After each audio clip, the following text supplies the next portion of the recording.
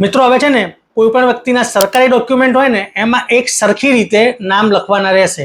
એક સરખી રીતે એટલે કેવું, પહેલા વ્યક્તિનું નામ, પછી એમના વાલીનું નામ એટલે કે માતા પિતા પતિનું નામ, અને છેલ્લે અટક, એ રીતે જ નામ લખવાનું રહેશે। અને આ બાબતનો પરિપત્ર રાજ્ય સરકાર દ્વારા ગત તારીખ 17 જાન્યુઆરી 2025ના રોજ જારી કરવામાં આવ્યો છે। એટલે હવે જન્મ મરણના જે પણ દાખલા હશે એમાં જ આ રીતનું ફોર્મેટ આવશે। એટલે જે જન્મનું પ્રમાણપત્ર હોય ત્યારથી લઈને જેટલા પણ સરકારી ડોક્યુમેન્ટ નીકળશે એમાં એક જ સરખા ફોર્મેટમાં નામ આવશે।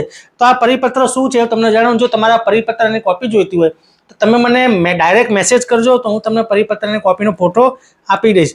તો રાજ્યના કમિશનર આરોગ્ય અને તબીબી સેવાઓ અને તબીબી શિક્ષણ દ્વારા પરિપત્ર બહાર પાડવામાં આવ્યો છે।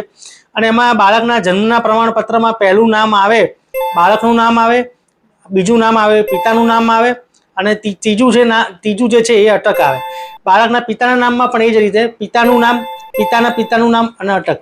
માતા હોય તો માતાનું નામ, પછી બાળકના માતાના પતિ અથવા પિતા, એ બેમાંથી એકનું નામ અને અટક, એ રીતે આવે। એવી રીતે આખું આ ફોર્મેટ નક્કી કરવામાં આવેલું છે।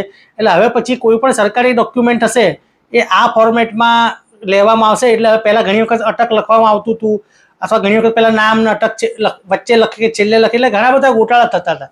હવે આ કોઈ પણ જાતના ગોટાળા થશે નહીં, અને એક સૂત્રતા આવી ગઈ છે। એટલે પહેલું નામ, બીજું વાલીનું નામ અને ત્રીજું અટક, એ 3 વસ્તુ આવે એ યુનિફોર્મિટી આવી ગઈ છે।